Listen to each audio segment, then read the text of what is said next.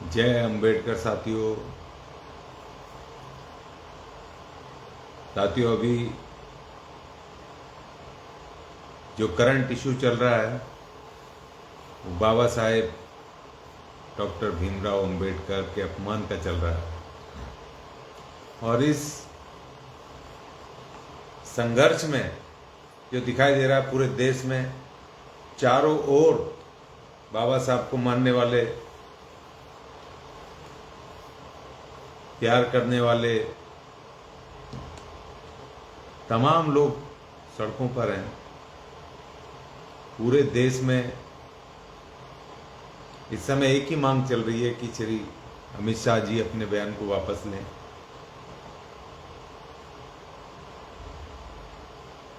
और उसी कड़ी में हम भी बाबा साहेब के उन संघर्षों को जानने के लिए, उनकी विचारधारा को समझने के लिए, भारत के संविधान में दिए हुए संवैधानिक अधिकारों को जानने पहचानने के लिए एक चर्चा पर हम कल से विचार कर रहे हैं।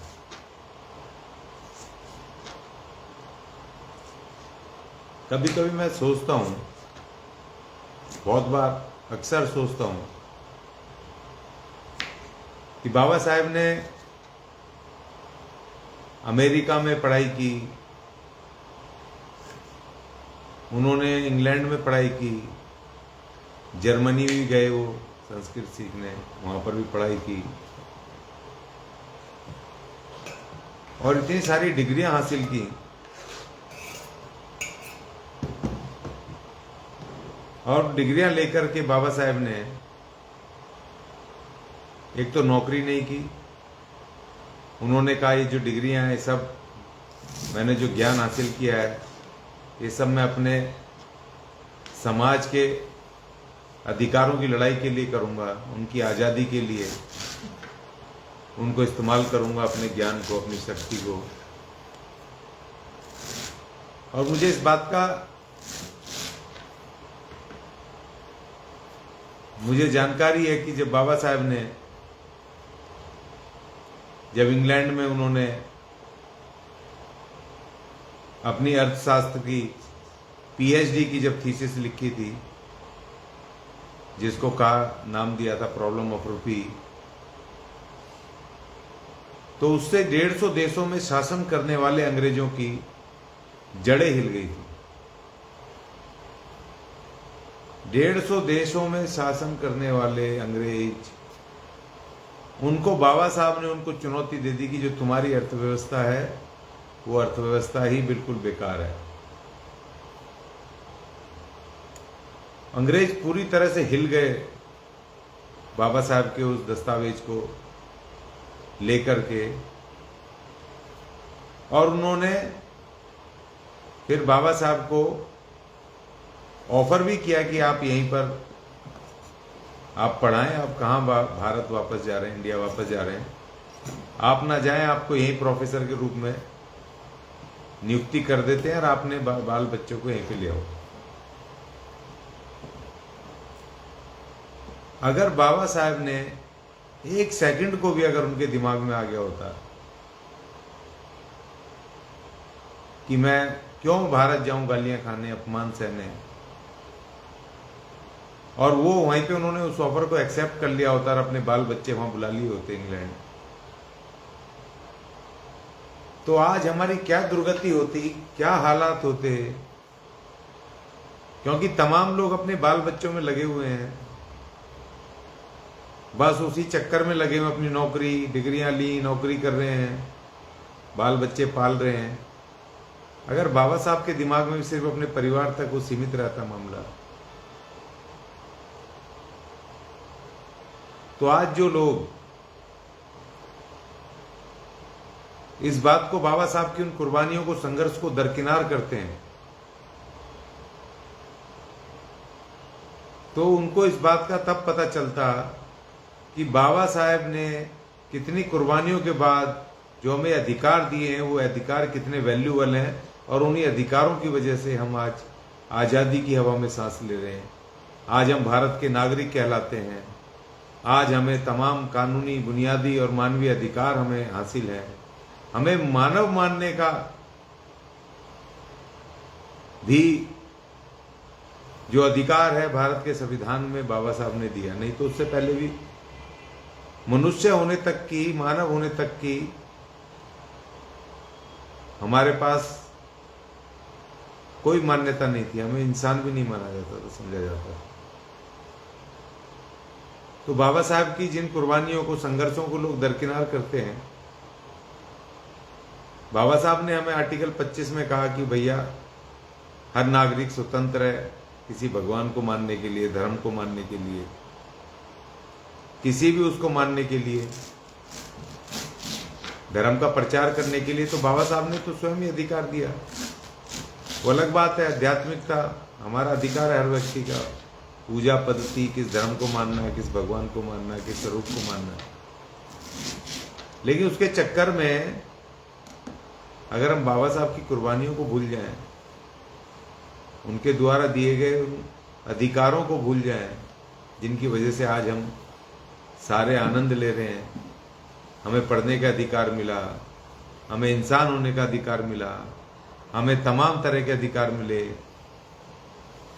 आज वोट डालना, चुनाव लड़ना, विधायक, एमपी बनना, वोट देने का, सरकार बनाने में, राजा चुनने में अपनी भूमिका निभाना, वो तमाम अधिकार बाबा साहब ने दिए। नहीं तो हमें कौन पूछ रहा था? सड़क पे निकलने का तो अधिकार था नहीं। यहां तक कि अच्छा भोजन करने का भी अधिकार नहीं था। जमीनें हमारे पास नहीं, जो थोपे हुए पेशे थे वही करते थे हम, जो आज भी थोपे हुए हैं, लेकिन आज दूसरे तरीके से थोपे। लेकिन उस समय तो सिर्फ वही कर सकते थे। दूसरा काम, योग्यता अगर किसी ने ले भी ली है तो दूसरा काम कर नहीं सकता था। वो तमाम प्रतिबंध हटाए बाबा साहेब ने, तमाम अधिकार दिए। हम उनका धन्यवाद करते हुए, महामानव, महायोद्धा, हम उनको नमन करते हैं।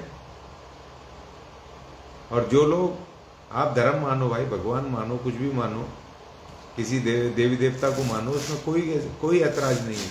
लेकिन बाबा साहब की कुर्बानियों के विरुद्ध कृपया ना बोलें। अगर आपको नई जानकारी है तो आप अपने पूर्वजों से या पिछली पीढ़ी से जरूर पूछ लें। अगर बहुत सारे लोग अभी होंगे कि उन्होंने क्या तकलीफें सही हैं। शहरों में आकर के थोड़ा सब सुविधाएं मिलने से तो आदमी भूल जाता है पुरानी चीजें, पुरानी तकलीफें। इसीलिए बाबा साहब के विरुद्ध की गई टिप्पणी निंदनीय भी है, और इस पे हमें मांग करनी चाहिए कि माननीय गृह मंत्री जी उस अपनी टिप्पणी को वापस लें, और वापस लेकर के भविष्य में कभी भी बाबा साहब के विरुद्ध इस तरह की कोई भी टिप्पणी ना करें। हमें किसी भगवानों ने, किसी भी मंदिर में, कहीं पर हमें कुछ मिला नहीं है, ना ही मिलने वाला है। जो कुछ मिला संविधान से मिला है, बाबा साहब की कृपा से मिला है। हमें किसी धर्म से कोई ऐतराज नहीं, किसी भगवान से, किसी मंदिर से, किसी से हमें कोई ऐतराज नहीं है। और जो लोग राजनीतिक दल में हैं, बीजेपी में हैं, वो बिल्कुल रहें, आपका डेमोक्रेटिक राइट है। कुछ कांग्रेस में है, कुछ किसी पार्टियां में, वो हर आदमी का अपना डेमोक्रेटिक राइट है कि किसको वोट डाले, किस पार्टी के साथ रहे, वो अपना अपना अधिकार है। वो भी संविधान में बाबा साहब ने दिया है। अगर आपका वोट नहीं होता ना, बाबा साहब वोट का अधिकार नहीं देते इस देश के SC/ST को, तो भूल करके भी तुम्हारे घरों पे आना तो दूर, वो तुम्हें अपने दफ्तरों के पास भी नहीं घुसने देते। टिकट विकट देने की बात तो बहुत दूर है। तो इसलिए बाबा साहब के कुर्बानियों को, बाबा साहब के द्वारा दिए गए अधिकारों को मिथ्या ना करें। आप जिस पार्टी के साथ रहें, जिसके साथ रहें, हमें कोई दिक्कत नहीं है। किसी भगवान को माने, जिस धर्म को माने, वो आपका स्वतंत्र अधिकार है। वो भी बाबा साहब ने संविधान में दिया है। मुझे ये कहना था, इस पर लगातार चर्चा जारी रहेगी। और संघर्ष जारी है। पता भी रहना चाहिए हर किसी को, बड़े से बड़े ताकतवर को, कि बाबा साहब के विरुद्ध कुछ भी बोलने से पहले करोड़ बार सोचना है। इसलिए जो चारों ओर जन आंदोलन चल रहा है, उस जन आंदोलन को भी हमारा समर्थन है।